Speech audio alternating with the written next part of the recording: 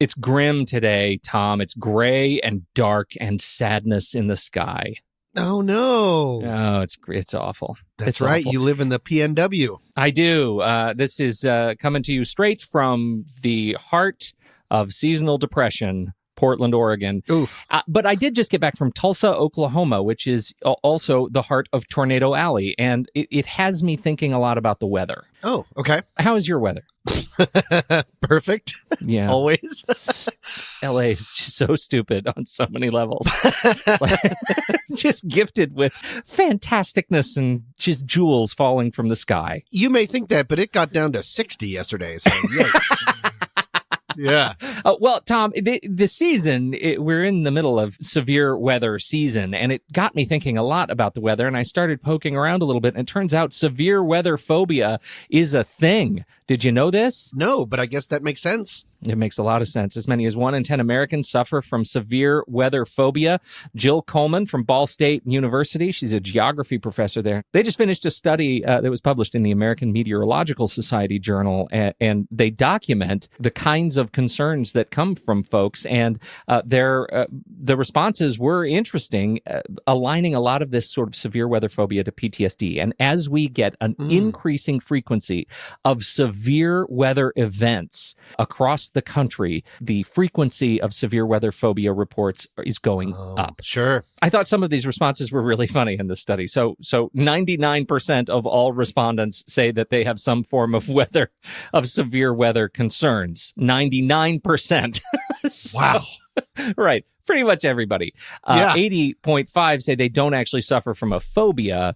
However, 10% of them feel that they do suffer from a phobia. They do suffer from the OCD that can come from always having to have notifications on their phone, always having to have Weather Channel on, always having to have this sort of notification so that they can hide, feeling like they need to hide from the outside, and those sorts of conditions. That's really scary because, That's really scary, yeah. Weather is all over the place, man. There's really no getting around it. Even in LA, it has weather. Yeah. Well, no, if it rains here for 5 minutes, the entire city drowns. Like, we can't handle anything. The idea of climate change really becoming more and more of a reality. Well, it's totally a reality, but either way, depends on who you talk to. We are not equipped for even just rain. No, not We can't rain. do it. Everything immediately floods and somehow lights on fire. Like, California is the potential to be a mess all the time. This is what got me thinking, because all of this weather anxiety, it all kind of comes back to the media. The media has a really interesting place in reporting the weather. It's not like just news, which is, if it bleeds, it leads, and we have to terrify everybody because we need people to watch the ratings. The weather, in particular, is at a strange position on local news. They need you to feel a certain level of anxiety because they may need you to take action. They may need you to leave your house. They may need you to hide. They may need you to find a bunker. It's not like an existential fear. No. It's a real notification fear. Sure. That gets me to my story today. It turns out that, as reported at the National Weather Association annual conference this year, a group of psychiatric professionals and a group of meteorologists are working together to launch a new program to help alleviate some of the symptoms of storm anxiety, fear, anxiety, and all the way to severe weather phobia. They want to soften the anxiety triggers so that people who watch the news understand when they need to take action and when they simply need to be aware. And they've launched a whole program, the Storm Anxiety Project, Tom. The Storm Anxiety Project. It's being spent through 2019, just launched right now, and through the Oklahoma Medical Reserve Corps Stress Response Team based in Oklahoma City. They are providing lots of trainings both to emergency responders and to media professionals through the Office of Emergency Management to try to change the way they talk about the weather on the news. And I think that's kind of sweet. That's very sweet, because you don't think about the news looking out for us that way. Go ahead. Instead of what could you possibly say that's positive at the end of that sentence? That's funny. You don't think about the news. Fill in the blank crap hole.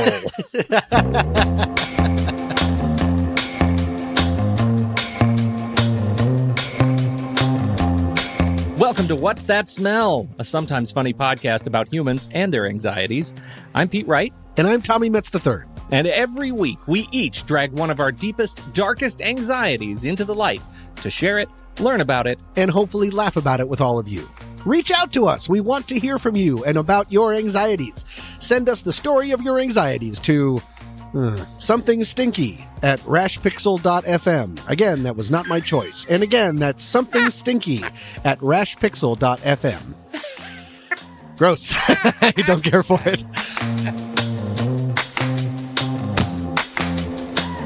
This one is a bit of a mystery in that I don't really understand it. Doesn't seem to have a clinical term assigned to it that I could find. It relates to my childhood, and it still resonates with me, although lesser, but still, it still resonates today. And I honestly haven't opened up to many people about this in real life. Real life. Instead of podcast world. But I want to talk about it. Don't worry. Nobody's listening, Tom. Good point. It's okay.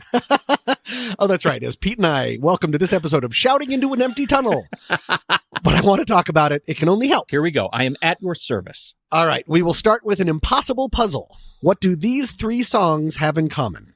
The 3 songs are Welcome Christmas from the Dr. Seuss Scrooge TV special. Do you remember which one Welcome Christmas is? Is that the Fa who fores da who dores? Yes, exactly. Oh, I don't. Well, you know the words, you show off. Thanks, Google. But they're nonsense words. Yeah. And then the second one is This Magic Moment by Jay and the Americans from 1969. Okay. This magic moment. And the final one is Around the Way Girl by LL Cool J in 1990. Do you remember that song? I need an around the way girl, round the way girl. What do those 3 have in common? Would you like to guess? You will not guess correctly. Tommy, I don't know. You already let me off the hook because you said it's an impossible puzzle. Correct. I'm going to take that out. Okay. Let's step away from these songs for now. We will come back to them. Oh, goodness. From as long as I can remember, I have suffered from a fear of not being able to go to sleep. I haven't suffered from not being able to go to sleep. I am very lucky in that I've never really suffered from actual insomnia. But bedtime has always been bedtime. I'm a child. Mm-hmm. But sleepy time has always been uneasy for me because I've suffered a fear of what if I'm not able to go to sleep. Okay. That in mind, I have 2 big memories that sort of light this up that I would like to share. Okay. The first is the story of Whompf. Let me explain. When I was growing up in Virginia, I used to stay over at... Wait a minute. You're from Virginia? Well, I was born in Washington, D.C., lived in Vienna, Virginia, and in 4th grade moved to Boulder, Colorado. And now I live here in Los Angeles. It's like I'm on the lam. No, I guess that's not that much. Did I never tell you that? Probably shouldn't do the podcast, I guess. But interesting story. Nice little road trip. My grandparents owned 17 acres of land. There was a garden as part of it. There was a forest, and I used to love being there. I would go there after school a lot because my parents both worked, and my dog Oso and I would run all around the 17 acres. We had secret passages. There was a forest. It was absolutely fantastic. And then sometimes I would stay over there for night, and that could be really hard for me. I remember waiting for the Whompf. Now, what that is I would sleep in a back bedroom, but it was close enough to the living room where I could still hear the TV that was going if someone was watching it. I couldn't really hear what they were watching, but you could just sort of hear that sort of murmur. So far, you've described an M. Night Shyamalan movie. How come? Well, I mean, I feel like I'm sort of in Signs. Yeah, well, there is a huge twist at the end of this. I'm actually Foster, my dog. No, I was dead the entire time. So what it was is they had one of those old-timey TVs that were... I shouldn't say old-timey. They were TVs, but they were really thick. Thick TVs. Like, cathode tubes? Are those a thing? CRT, I don't remember. Yeah, they were cathode ray tubes. Yeah, an old CRT TV. I could still hear the sort of murmur. And in the back bedroom where I slept over, I could hear that. And that made things okay. Because as far as I can connect to it, that meant other people were awake. Mm-hmm. Because either my grandmother or grandfather was out there watching TV. And then I would hear the Whompf. Do you remember turning off old TVs? They would make this sort of like a Whompf noise. And that meant that the television set was turned off. And that meant I was alone. And I immediately felt like everyone was asleep except me. Everyone's doing fine. No one knows that I'm still awake and can't fall asleep. To be honest, there was something incredibly, I won't even say unsettling. There was something very terrifying about that. And this happened a lot during my childhood. This gets a little serious, unfortunately. In junior high, there was the light under the door. My bedroom was on the second floor. My door was closed, and you could see light from the kitchen downstairs. And the light from the kitchen downstairs meant that one or both of my parents was still awake, doing some work, watching TV, whatever parents do. I'll never know. It became sort of in my mind, a bit of a competition to, if I can fall asleep before the light under the door went out, then I'd be okay. Mm-hmm. It's almost like I would join the world of sleep. Of course, when you're trying to do something like falling asleep, obviously the opposite happens. So I would keep opening my eyes every once in a while in order to check. And then, because unlike the Whompf, lights don't make any noise, at some point I would open my eyes and the light would be off and everything would be dark. And I would be flooded with anxiety. Again, about the fact that there's something about the fact of that I believe that everyone is asleep except me. And there's something very lonely about that.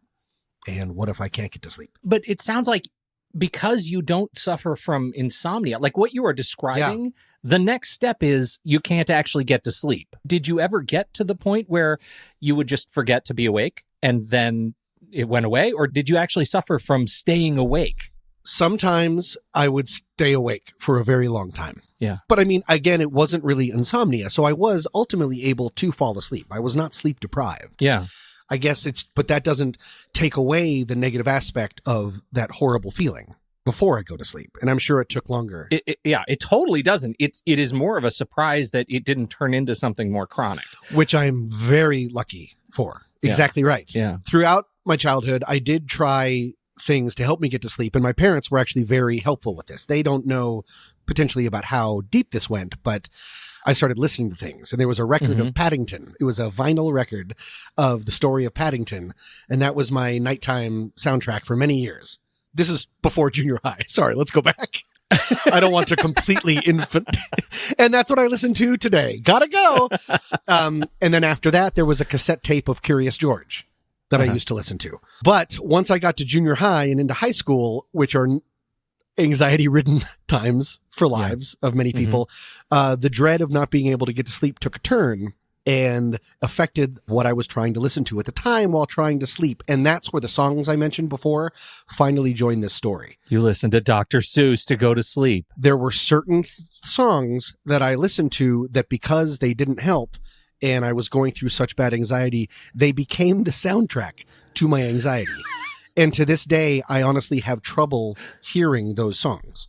It's not like I go into a full panic, but I actively want to turn them off. Because they've been like sensorily paired to your anxiety? Absolutely. They've imprinted. Wow. Yes, exactly right. And so that Grinch song with that weird Flore Domine song is haunting. Yeah. Yes, because it was the soundtrack to my anxiety. Later, I would listen to old cassettes that my parents had. This would have been a age when I wasn't able to buy my own stuff, and they had a collection of oldies. That's where this magic moment comes in. And then in 1990, I had just started high school, and so that's when I would listen to the radio. I guess the radio?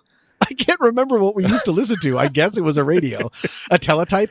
And back then, Around the Way Girl by LL Cool J was super popular. And so that would always be playing. And so those three songs, including other ones, make me goosey. Again, the clinical term, when I hear them. You can't listen to all three of those songs because of your anxiety. I chalk that up to you're off the hook, man. That's great. Oh, like, it's not like I tried to fall asleep to the soundtrack to Hamilton and now I'm screwed and can't enjoy that. Yeah. But Pete, Lady Love, Cool James, you gotta get your LL Cool J in there. You know, it's funny. I've talked about I've had trouble with sleep, and we've talked about that in other episodes where struggling with the invasive thoughts at night thing. And so I absolutely relate. And as an adult, I also have the challenge with the fear of falling asleep. For me, it actually does end in anxiety or in anxiety-induced insomnia, where I'm just up. But it was never associated with a particular a fear, and that's the thing that I think is sort of touching me. It's that it didn't turn into any. It's not necessarily related to, or may not be related specifically to sleep, but more to this childhood fear. This Shyamalan scale fear of the light under the door. I mean, I can just feel that. Yeah. The Shyamalan scale is a new thing that we're coining. Oh, the today. Shyamalan scale. Yeah. Yeah. Where are you on the Shyamalan scale? Point on the Shyamalan scale where he touched you. It's not. The best I can tell about what I was worried about is at first it was, and this is the most interesting one, because later, I'll skip to the second one. The later one, it just involved our old friend's social anxiety. Uh-huh. It evolved into a fear of, I will be tired, so I will not be able to perform socially as well as I can the next day. I won't be as on. Yeah. An ability to either make people laugh, have people like me, which is pretty important to me. Before then, though, it really just seemed to be, like I talked about, everyone is fine and happy and asleep but me, and no one knows. I can't parse exactly what I was feeling. It might have just been loneliness, but that's the part that I can't relate to as well. You have any insight? No, well, I don't know about insight, but as a child, that strikes me as something that I would be so easily able to transfer, right? Yeah. Everybody's asleep but me, and no one knows. It's so easy to turn into, I am drowning and no one knows. I am, you know what I mean? Abandonment, fear of loneliness. Exactly.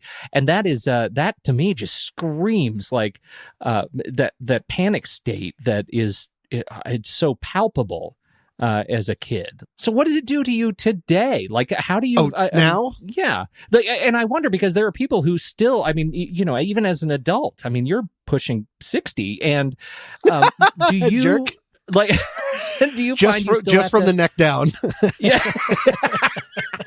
Do you find you need to listen to things? Not, because I'll tell you, when my wife travels, and she travels for a week out of every month, she goes away to the Eastern Oregon, and I am alone in a giant bed with a dog. And I find often I have to close out the world by listening to something. I'll put on a podcast that I don't, and just put it kind of low, one that I've already listened to or something, just to have voices. Yes. Right? Do you still do it? I do to this day. It's tough to find a lot of new information about this, especially because it doesn't completely exist. And nobody cares. And I'm all alone. You're all alone. There's a ton of articles that I looked up, but they all really pretty much boil down to, if you're anxious about getting to sleep, then it will be harder for you to get to sleep. Thanks, internet. Great job. That's super nice byline. And so instead, the learning section is, this is what I now have learned for myself and what I use when I need it, and which is pretty much every night, but it's okay. Number one, the first thing that I've learned is don't just lay there. There's such an impulse to, if I just lay here and keep my eyes tight, really, shut. Keep my eyes tight, really shut. Keep my eyes shut, really tight. Then sleep will happen. You can't force yourself to sleep. Of course, those articles actually did, I guess, help. You can't force yourself to sleep. I now know that if I can't sleep, then it's not time to sleep. And so turn on the light and read. Yes. Relax. You're going to be fine. Absolutely. And I have a book that I'll usually be rereading. In addition to a normal book that I'll be reading, I'll have an old favorite on standby that I've read many times before. That's almost kind of like saying hello to an old friend. So it's not too interesting. I know everything that's going to be happening, but you can just sort of, it's a version of literary white noise, in effect, that you can just sort of pull over yourself. What? I'm bad at similes. Okay, anyways. Number two, a big part of that, I don't even know what a simile is confronting the fear head on. What am I really worried about? That I'm going to be a little tired the next day? Has that ever really affected me? No. What else am I really worried about? Oh, that's kind of it. Other than my mind racing, this is just about worrying about sleep. Obviously, if there's other stuff going on and I have worries the next day, everyone goes through that. I'm not talking about that as much. And the last one is get yourself a foster, because my dog sleeps in my bed, which my parents are weirdly horrified by. I thought that's what the point of having a dog was. Yeah. That is the point of having a dog. I think that's codified somewhere. I forgot that Bogey, our dog back in Colorado, he never slept in the bed, but it just, I wasn't going to do it. And then he got up on the bed once and I was like, this is your bed. And he takes up most of the bed. He's tiny and he manages to push me out of bed a lot, but and I wonder if that, of course, I didn't make this connection until just now. What? I'm not sleeping. I'm alone. everyone is fine and happy and asleep but me, and I'm alone. Yeah. Having a foster in your bed. You're not alone. Yeah. There's someone else there that checks out. that even I can wake up if need be. And he goes, which is the noise he makes when he doesn't like it when I wake him up. A Formula One car. Right. Yeah. Foster is a motorboat, right? So those are the things that work for me. They won't work for everyone. Obviously, there's a lot of research about that. Exercise is very important.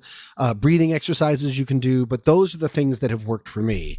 The most important one is don't just lay there. If you're not ready to sleep, you're not ready to sleep. Don't try to force yourself. I would just throw in there, because everything that you said is spot on for me, except for your dog, because I have mine.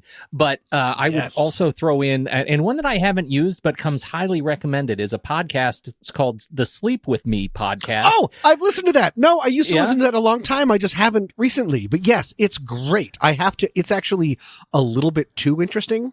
So I have to turn. That's the problem. I have to turn it down. Right. I have to turn it down.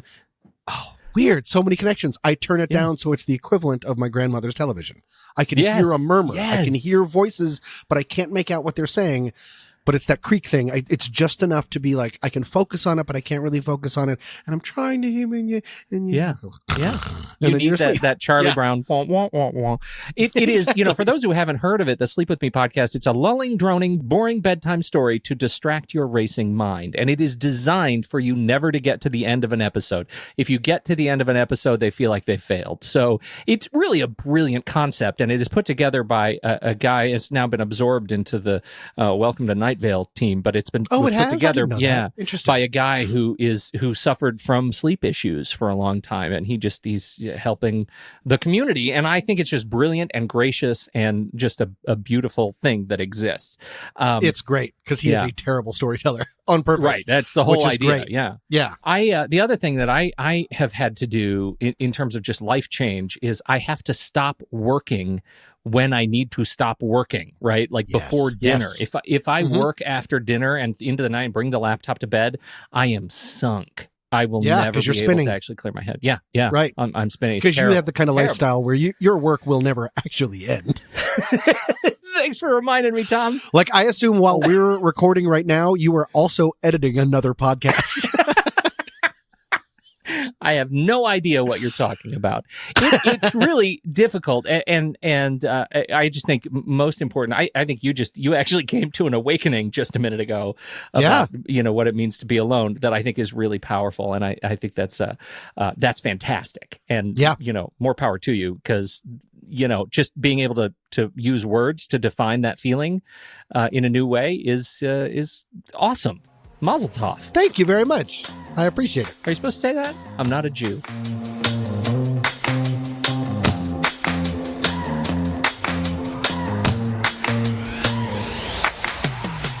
Tom, after my issue last week, I've really struggled with how to introduce what I want to talk to you about this week in a way that is non-racially confrontational. But I have to ask this question. Okay. How are Italians even alive?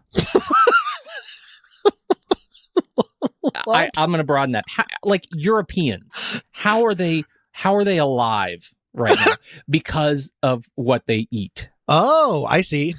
Breads and pastas. It's all carbs and cheese. The Italians, as a rule, are a good-looking people. Sure. Even older Italians, right? I saw The Godfather. There's some good-looking older Italians. They wear that mafia pride. They eat their pasta. There's sexy Italians. There's fit Italians. All the Italians. And they eat so much stuff that is considered crap here, right? By conventional measure, conventional wisdom. Everything that is eaten, they shouldn't eat. Now, I recognize that this is a wildly unfair comparison when we live in the land of food deserts and such abundance of convenience foods, right? I recognize that. It is foolish for me to even say that. Sure. But I do want to ask you, Tom, how do you eat? How do you feel about the way you eat? Pretty good, I guess. I mean, if I'm being completely honest, I would say it's 75% good adult eating and 35% garbage that I should feel bad about. You'll notice that if you add those up, that's more than 100%, because also part of the problem is I do actually eat too much. My eating like an idiot lasted a little bit longer than it should have. Like how you eat when you're in college. When you're free and you're like, yay! It's pretty much straight up Taco Bell. It's all cheese. It's whatever you can afford or whatever's in the dining hall, except for stir fry night. Oh, man. I used to eat so much cereal and juice and Coke in those little tiny glasses. I would fill up 6 of those on my tray. So that's back before you were afraid of juices. Because now it's well documented your fear of juice. But my palate has exploded in a good way, and I'm getting more and more over the last few years. No, more than few years, like 5 or 6 years, cooking. Like I really like cooking for myself, and I like experimenting with new kind of dishes and things. And so as a result, I mean, fresh food is always going to be better. So I'm feeling better about it, but I can definitely. It wasn't too long ago when I might as well have been a child. Oh yeah. Why do you ask? Tom, I have you ate a person, didn't you? Oh no, Pete. You ate an Italian. Pete! That's a crime. We've got to hang up and I have to call a lawyer. Why am I calling a lawyer? Probably. Yeah.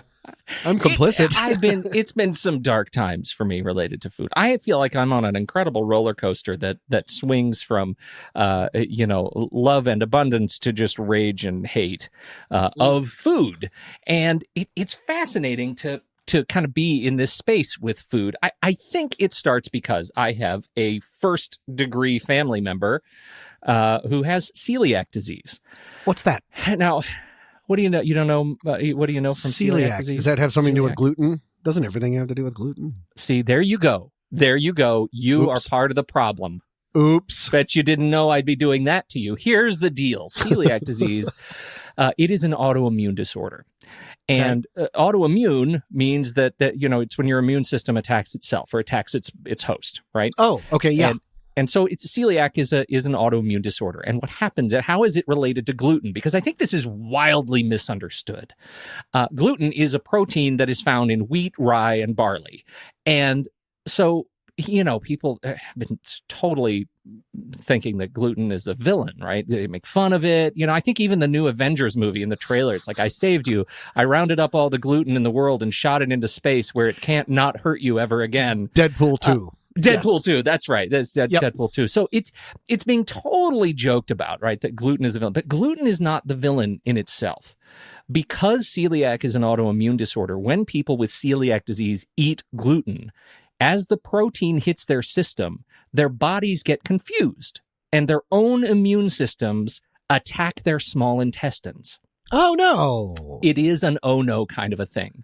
This can severely damage the villi that line the small intestine. Now, what do the villi do, Tom? Are they little hairs? They're little hairy fingers, right? Okay. They line the intestine, and their job is to absorb the nutrients into the body from your digesting food. Important. If your own immune system is destroying the villi in your intestine, you are at great risk to other super serious health problems. And that's why this is a big deal. According to the Celiac Foundation, this leads to things like diabetes and MS and anemia and osteoporosis and infertility and epilepsy and, not to be outdone, intestinal cancer. On the way there, Tom, as you can imagine, you can spiral down this long road to malnourishment town as your body just sort of depletes itself, suffering from not getting the nutrients that you need to be able to extract from the food you eat.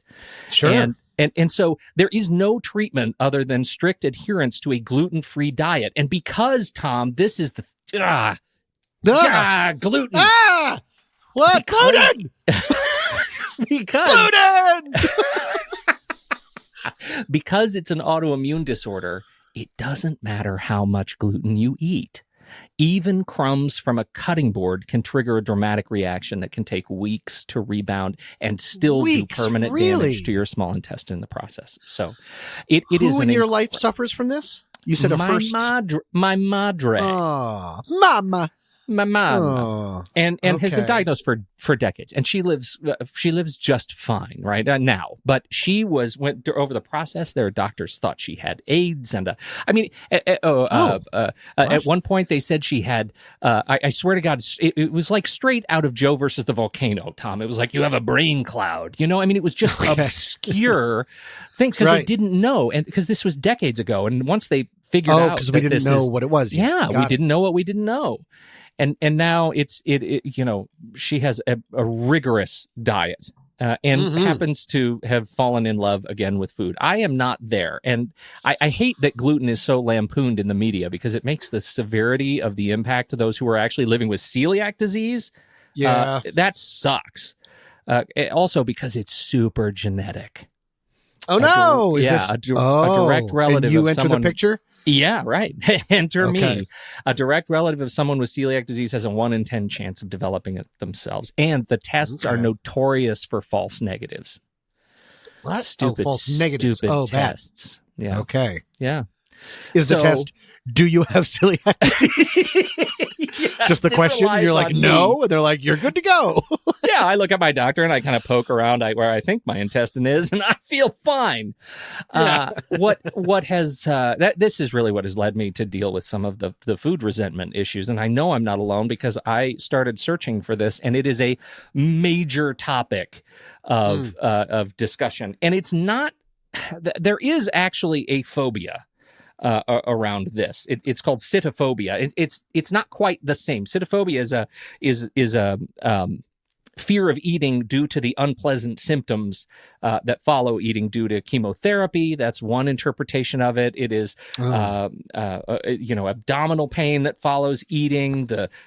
So it's psychoneurotic abhorrence of food is another definition, a morbid dread or a repugnance to food, whether generally or only to specific dishes. So that is a phobia of food that is different from what I have. I don't have a very good relationship with food because I feel like it betrays me.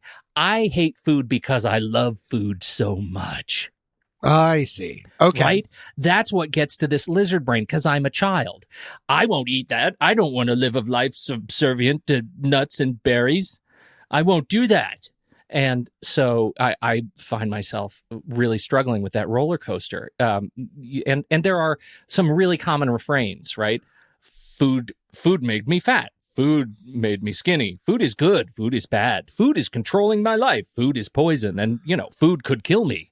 If I eat, a hamburger with a bun, it is deteriorating my life. Now, it is not, I at this point have not received a positive diagnosis for celiac, but I go and get tested every year because it can happen anytime. My mom was really, it can just lay dormant and then show up? Yeah. Yeah, it just shows up. That's fun. It just shows up. That's fun. It's not really. I mean, I get your sarcasm, but it's not really fun. That sounds terrible. No, it's really terrible. So, God, it could be in you. What? Yeah. The trick is, and this is where I struggle. Is sometimes I just want to go out and eat that hamburger, and sometimes while I'm doing it, I'm thinking about this could lead to a grim outcome. What am I doing to deteriorate my overall health? And wait though, I'm trying to boil down what your phobia or what your anxiety is. Is it that if you eat gluten, it might cause celiac disease, or eating a bunch more gluten can actually contribute to that? Or I don't know how to answer that question as a non-doctor. Okay. But what? You're not a doctor? But oh my God, this whole thing is a lie. Okay. But at any time, like it could be just as easy. My next physical and my doctor says, well, time to make some changes to your diet. And that triggers the lizard brain child response. And I live in fear of that day. And it's so stupid. Having something taken out of your potential diet. Yes. Because your body no longer reacts well to it. Right. That's the child thing of don't do that. Yep. Okay. Sorry. I needed a little bit more of a roundabout. Got it. No, okay. I'm glad we could do that again because it felt really good the first time. So just keep hammering it home, Tom. That's great. So I've been through a number of different diets and tried a whole bunch of different things. I've tried, the high protein diets. I've tried the high healthy fat diets. I've tried all these things, and I realized they were all contributing to. And is this to lose weight, or why are you trying all these different diets? No, it's more of a lifestyle thing. It's more of a lifestyle thing. Just making sure that I'm trying to build the right habits around food so that I live a long and healthy life. That is my ultimate goal. And if I normalize at the right weight, so much the better. Anyhow, I've tried all these kinds of things, and all of them address food in a way that eventually leads to resentment, and that is really frustrating to me. So where I am and where I have been for most of the last probably 6 months is in a different place, and I have found a fasting diet where I eat 5 days out of the week, and I don't eat for 2. And 2 in a row? I don't eat anything. Two separate days. Okay. And I've gotten on kind of a rhythm, and now I don't eat. And so I haven't yet found the food hatred that I have normally had, because on those other days, the 5 days, I largely eat what I choose. I don't drink a lot of sodas anyway. Like, I'm not a real soda drinker. I like my coffees, and I occasionally will get a treat at a movie theater, when I go to a movie. Mm-hmm.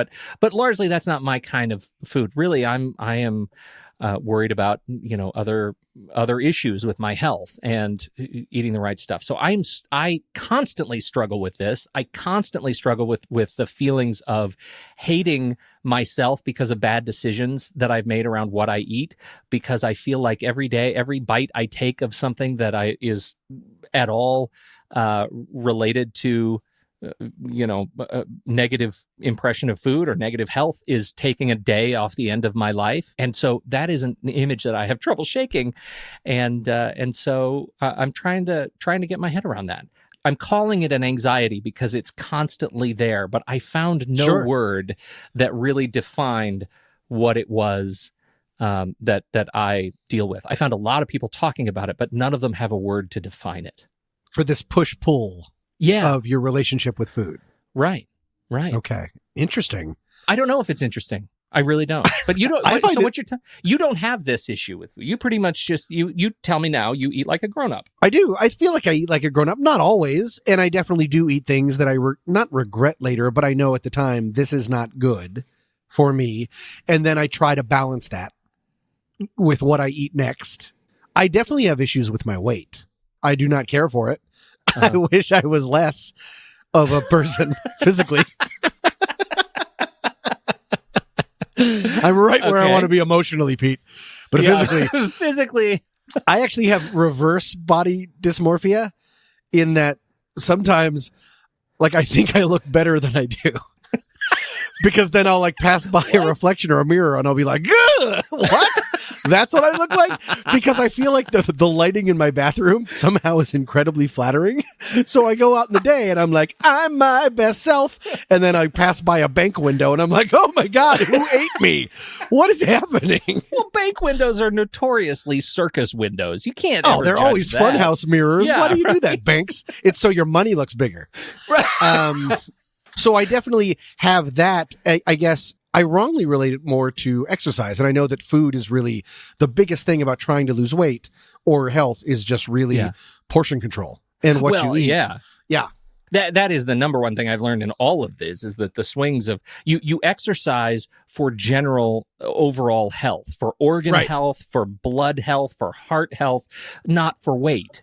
And so going to the gym, spending 2 hours at the gym and then going and eating, crap all day is not going to help you lose weight if you don't change what you eat. So it's all that. I think that is the common wisdom. For me, it's about trying to change the relationship that I have with food so that I don't hate it so much because I resent it. It's a massive weight. It really feels like a true gorilla on my back when I'm fixating on it. I mean, is your fasting diet, that's the way to deal with that?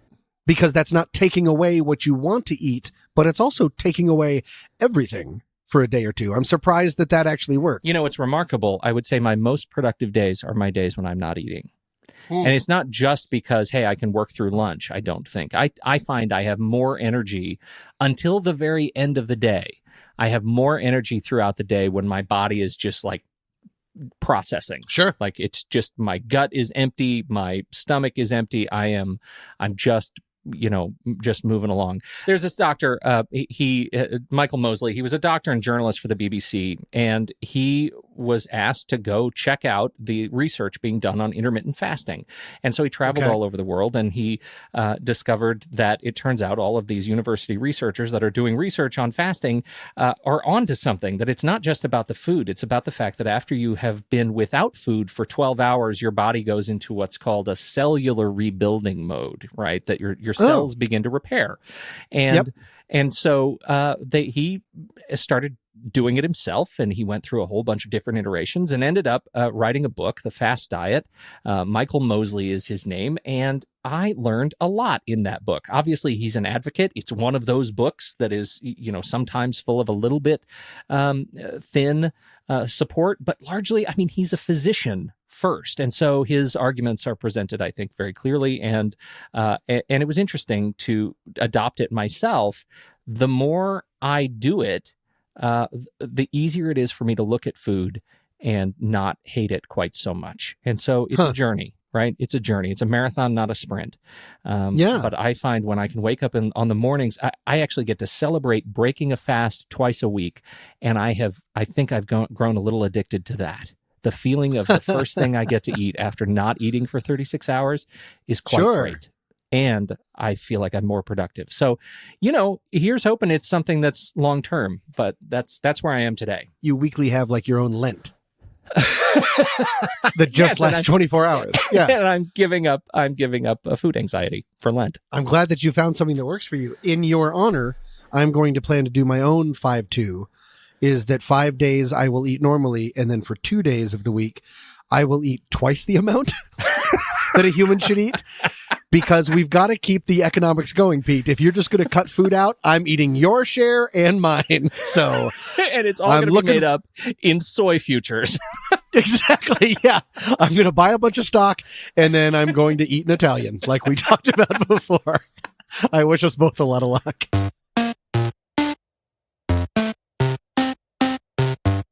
Stick around for a glimpse into next week's show. But first, today's podcast is brought to you by Audible. Get a free audiobook download and 30-day free trial at www.audibletrial.com/scent-of-a-podcast. Over 180,000 titles to choose from for your iPhone, Android, Kindle, or other MP3 player. You can't lose. You can't lose. It's a win-win. And Pete, this is true. Everything I've said up till now is a lie, but this is true. I talked in my anxiety about having a book, an old favorite book that you've read many times before. And I love this book so much. I read it at least once a year, and I've listened to it too.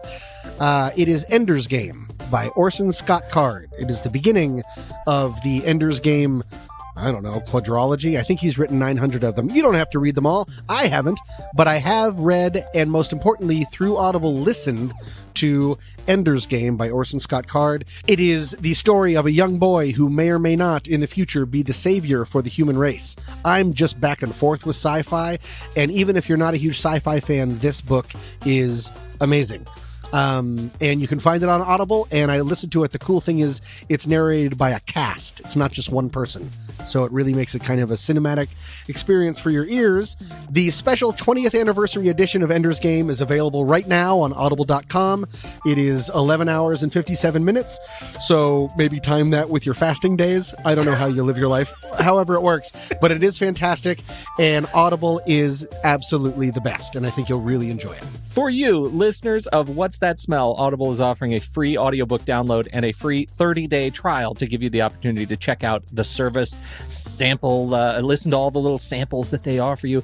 Again, just visit www.audibletrial.com/scent-of-a-podcast and search for Ender's Game Special 20th Anniversary Edition. We've got it. We've got the whole catalog of the Enderverse books, Tom. The whole catalog. The whole one? And they're amazing. Thanks, Audible.